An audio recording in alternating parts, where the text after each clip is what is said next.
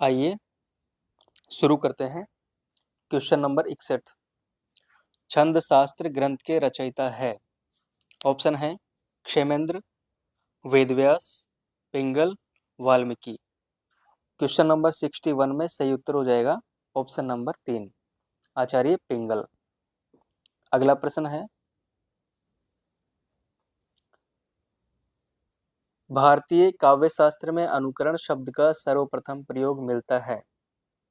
Option है रामायण में, नाट्य शास्त्र में, अष्ट अध्याय में, साहित्य दर्पण में। क्वेश्चन नंबर 62 में सही उत्तर हो जाएगा ऑप्शन नंबर 2, नाट्य शास्त्र में। अगला प्रश्न है, गुरु शिष्य परंपरा का सही अनुक्रम छांटिए। ऑप्शन है प्लेटो, अरस्तु, सिकंदर, सिकंदर, प्लेटो, अरस्तु, प्लेटो, सिकंदर, अरस्तु, अरस्तु, प्लेटो, सिकंदर। क्वेश्चन नंबर 63 में सही उत्तर हो जाएगा ऑप्शन नंबर 1, प्लेटो, अरस्तु, सिकंदर। यह अनुक्रम जो है बिल्कुल सही है। प्लेटो का जो जन्म है 427 ईसा पूर्व से और मृत्यु 347 ईसा पूर्व मानी जाती है। अरस्तु का समय काल 374 ईसा पूर्व से 322 ईस्वी माना जाता है। नेक्स्ट क्वेश्चन है क्वेश्चन 64। निम्न में से कौन सी प्लेटो की रचना नहीं है। ऑप्शन है पेरिपोइथिकेस, इयोन, रिपब्लिक, पोलितेइया। सही उत्तर हो जाएगा ऑप्शन नंबर 1, पेरिपोइथिकेस। ये जो रचना है प्लेटो की रचना नहीं है, ये अरस्तु की रचना है। नेक्स्ट प्रश्न है क्वेश्चन नंबर 65। अरस्तु का काव्यालोचन ग्रंथ कौन सा है। पेरिपोइथिकेस, पेरिइप्सुस, प्रोलिटेरियन, बायोग्राफिया, लिटरेरिया। क्वेश्चन नंबर 65 का सही उत्तर हो जाएगा ऑप्शन नंबर 1, पेरिपोइथिकेस। अरस्तु के जो काव्य शास्त्रीय ग्रंथ है वो एक तो पोइटिक्स है और दूसरा रिहेटर्स है। अगला प्रश्न है,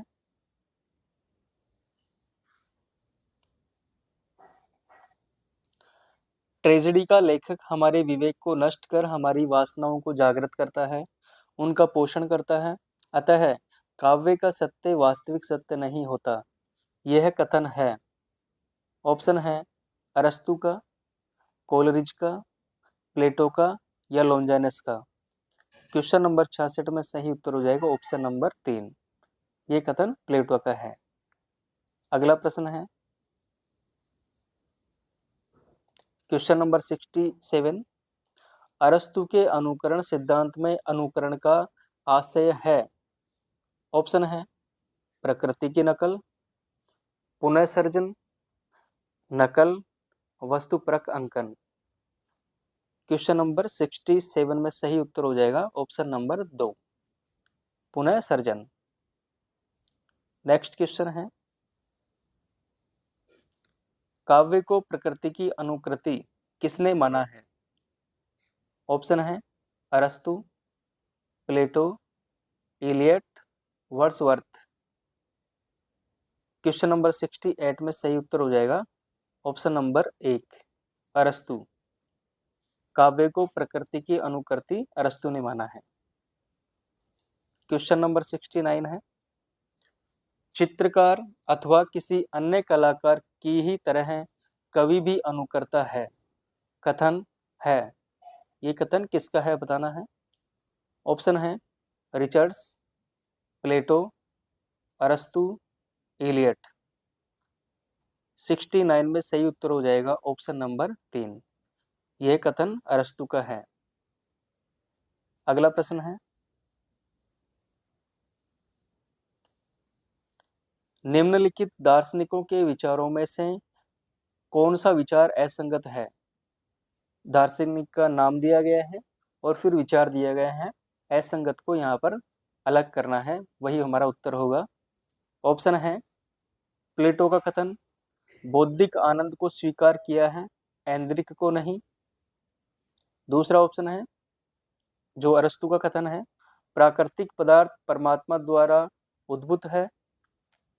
तीसरा ऑप्शन है क्रोचे कविता सौंदर्य के माध्यम से तात्कालिक आनंद और उद्रेक के लिए भावों को उद्वेलित करती है।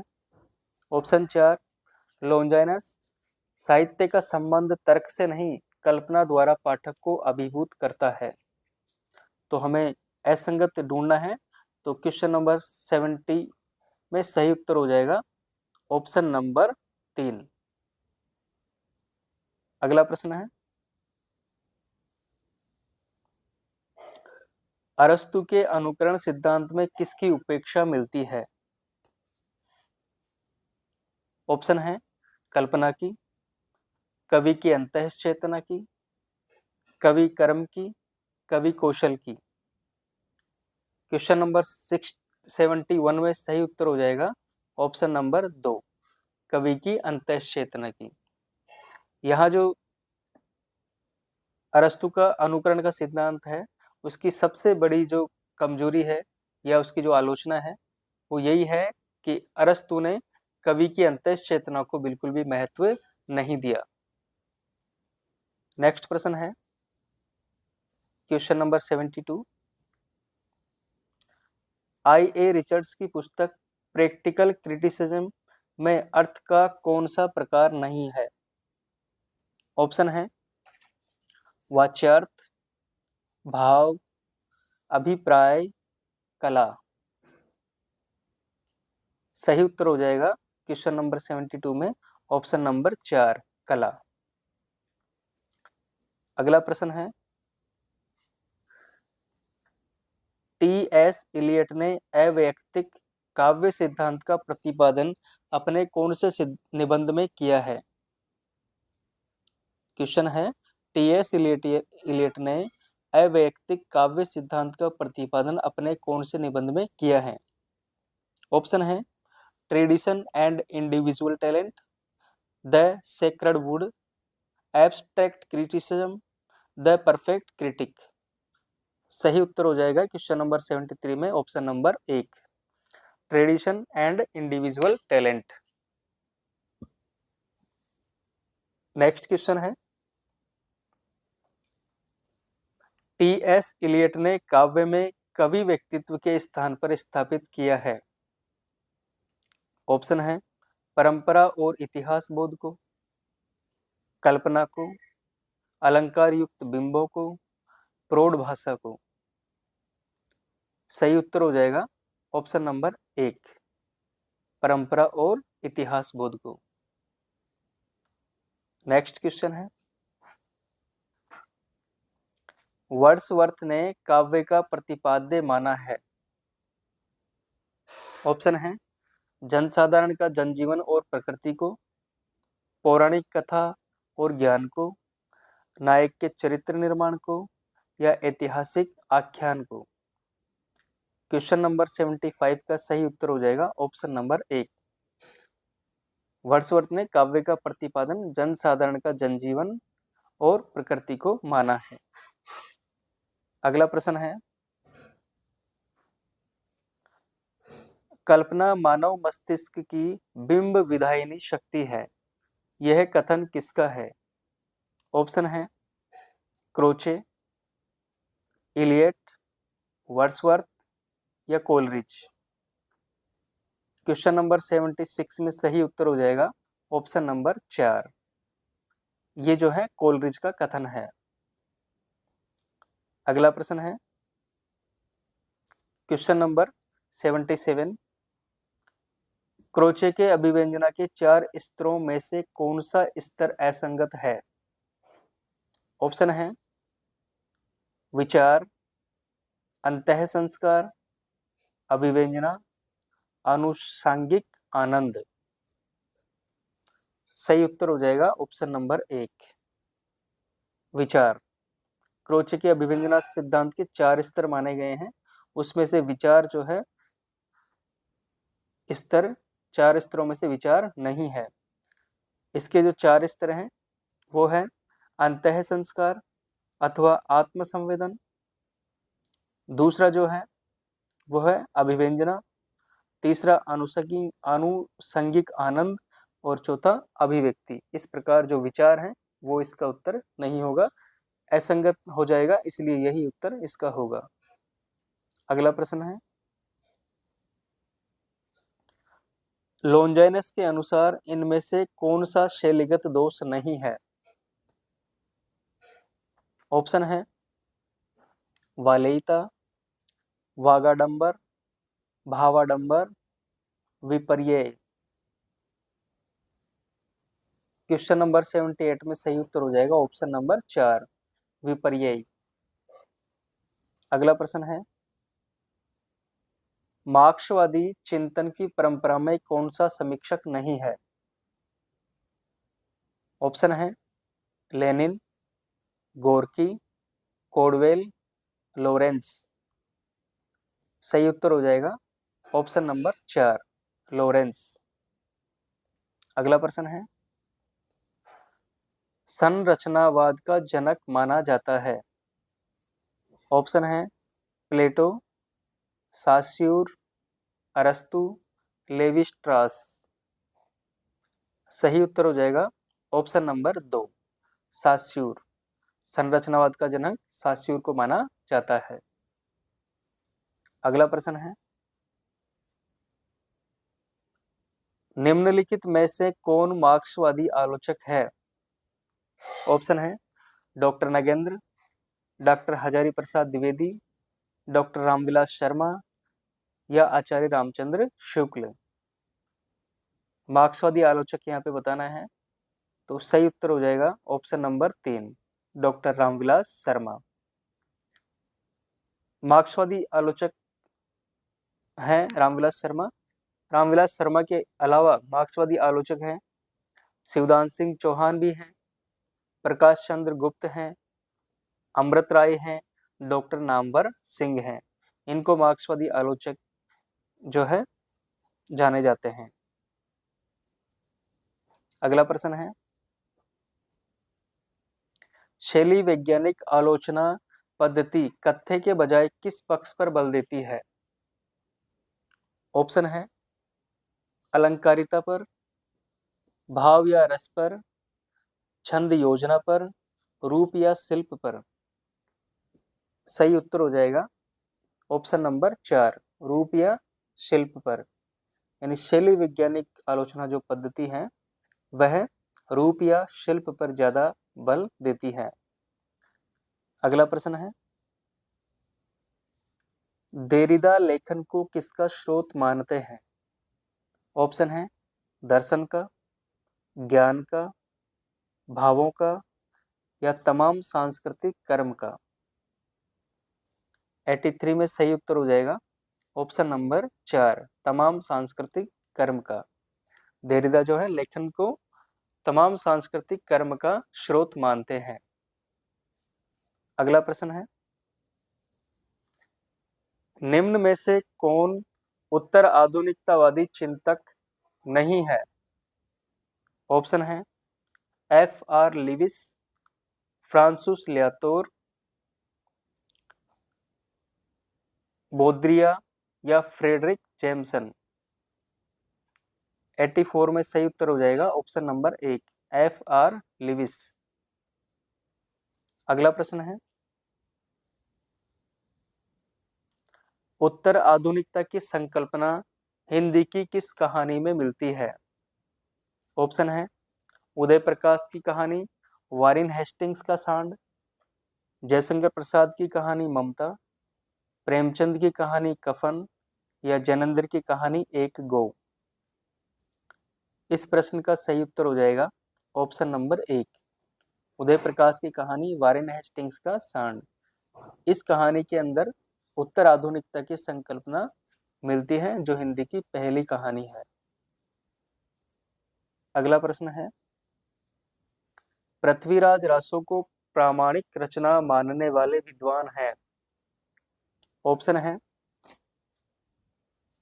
डॉक्टर गौरीशंकर हीराचंद ओझा, आचार्य रामचंद्र शुक्ल, कविराज श्यामलदास या मोहनलाल विष्णुलाल पंड्या। सही उत्तर हो जाएगा ऑप्शन नंबर 4, मोहनलाल विष्णुलाल पंड्या, ये जो है पृथ्वीराज रासो को प्रमाणिक रचना मानते हैं। पृथ्वीराज रासो की प्रमाणिकता से संबंधित हम हिंदी साहित्य के अंदर, हिंदी साहित्य के इतिहास में 3 मत मिलते हैं। जो पहला मत है, पहले मत को मानने वाले अप्रमाणिक रचना मानते हैं। अप्रमाणिक रचना मानने वाले प्रमुख विद्वान हैं डॉक्टर बूलर हैं, आचार्य रामचंद्र शुक्ल हैं, कविराजा श्यामल दास हैं, मुंशी देवी प्रसाद हैं, गौरीशंकर हीराचंद ओझा हैं। ये सभी व्यक्ति जो हैं पृथ्वीराज रासो को अप्रमाणिक ग्रंथ मानते हैं। इनके अलावा जो दूसरे मत को मानने वाले लोग हैं प्रमाणिकता से संबंधित, जो पृथ्वीराज रासो को प्रमाणिक ग्रंथ मानते हैं। प्रमाणिक ग्रंथ मानने वालों में प्रमुख विद्वान हैं श्याम सुंदर दास, मोहनलाल विष्णुलाल पंड्या, मिश्र बंधु, कर्नल टोड। ये जो व्यक्ति हैं पृथ्वीराज रासो को पूर्णतः प्रमाणिक ग्रंथ मानते हैं। तीसरे मत को मानने वाले जो विद्वान हैं वो अर्ध प्रमाणिक रचना पृथ्वीराज रासो को मानते हैं। अर्ध प्रमाणिक रचना मानने वाले विद्वानों में है हजारी प्रसाद द्विवेदी जी हैं, डॉक्टर सुनीति कुमार चटर्जी हैं, मुनिजिन विजय हैं। इस प्रकार पृथ्वीराज रासो की प्रमाणिकता से संबंधित हिंदी साहित्य के इतिहास में 3 मत मिलते हैं। अगला प्रश्न है, मनहु कला शशि भान, कला 1600 बन्निये, इस पंक्ति में रस है। ऑप्शन है वीर, श्रृंगार, भयानक, करुण। तो यहाँ पर सही उत्तर हो जाएगा ऑप्शन नंबर 2, श्रृंगार रस। इसके अंदर जो है पृथ्वीराज रासो से ये पंक्ति ली गई है। इसमें जो पद्मावती है उसका यहाँ पर श्रृंगार वर्णन हुआ है, इसलिए यहाँ पर श्रृंगार रस है। अगला प्रश्न है,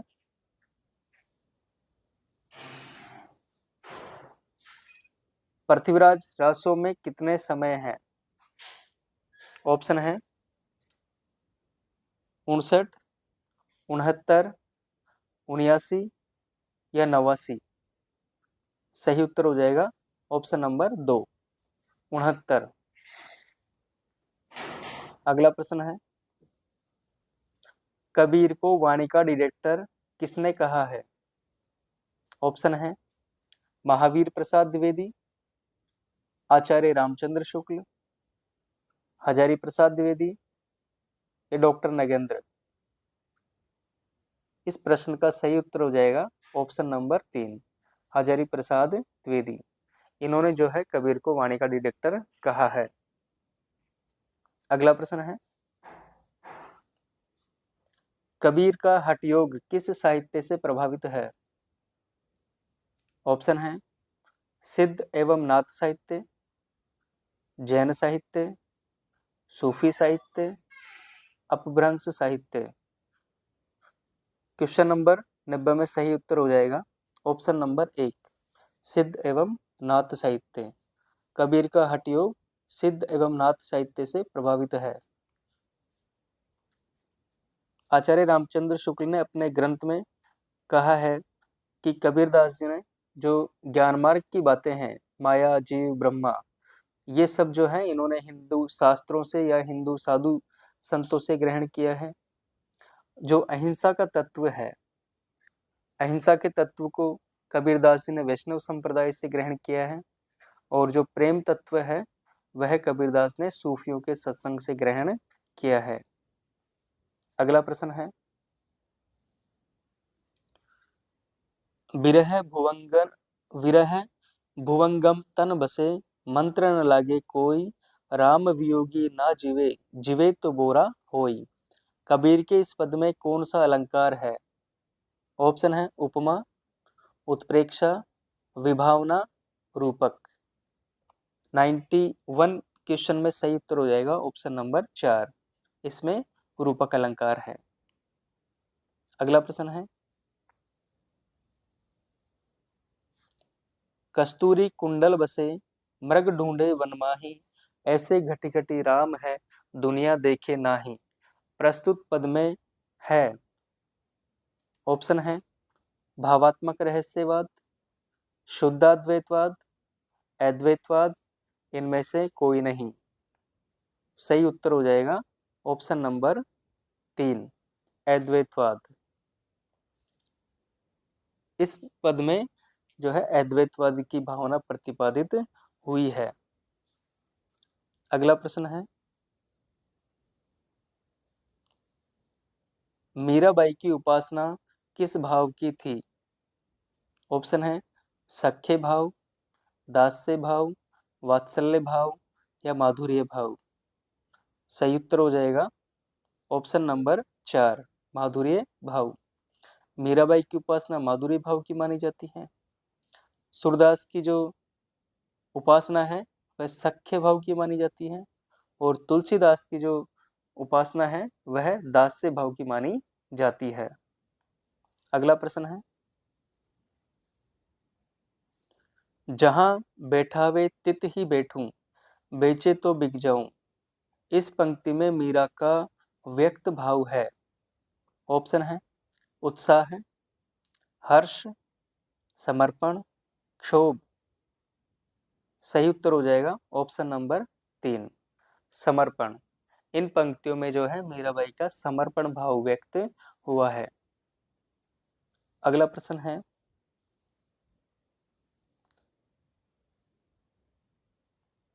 मैं तो गिरधर के घर जाऊं, गिरधर म्हारो सांचो प्रीतम, देखत रूप लुभाऊं। इस पद में कौन सा काव्य गुण है? ऑप्शन है माधुर्य, ओज, प्रसाद, इनमें से कोई नहीं। सही उत्तर हो जाएगा ऑप्शन नंबर 1, माधुर्य। इस पंक्ति में माधुर्य गुण है। अगला प्रश्न है,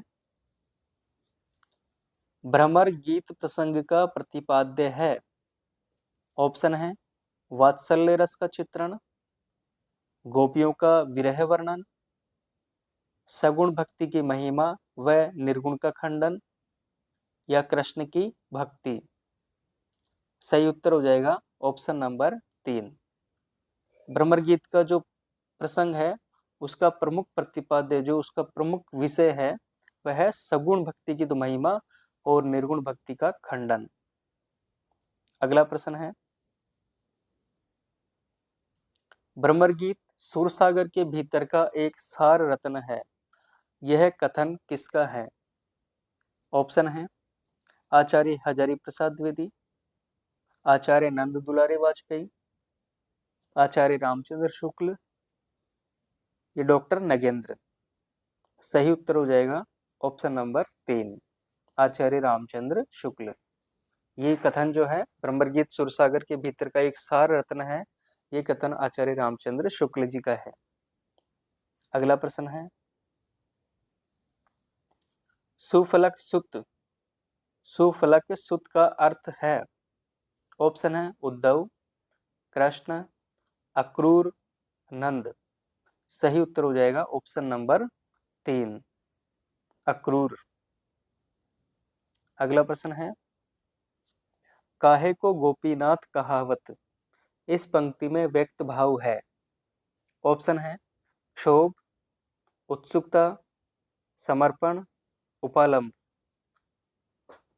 सही उत्तर हो जाएगा ऑप्शन नंबर 4, उपालंब। जब कृष्ण जो है वृंदावन छोड़कर मथुरा जा बसे तब गोपियों ने उपालंब भाव से ये पंक्तियां कही है कि जो कृष्ण है वो वृंदावन छोड़कर मथुरा चले गए हैं और वो गोपीनाथ अभी भी कहलाते हैं, तो उनको गोपीनाथ जो नाम है वो कहलाना अब छोड़ देना चाहिए। अगला प्रश्न है, हंस जो रहा शरीर में पांख जरा गा भागी, इस पंक्ति में हंस का अर्थ है। ऑप्शन है बुद्धि, हंस, पक्षी, जीव। सही उत्तर हो जाएगा ऑप्शन नंबर 4, जीव। ये हमने क्वेश्चन नंबर 61 से 100 तक के प्रश्नों को यहाँ पर आरपीएससी के फाइनल आंसर की के अनुसार हमने उत्तर देखे हैं। वीडियो आपको अच्छा लगा होगा।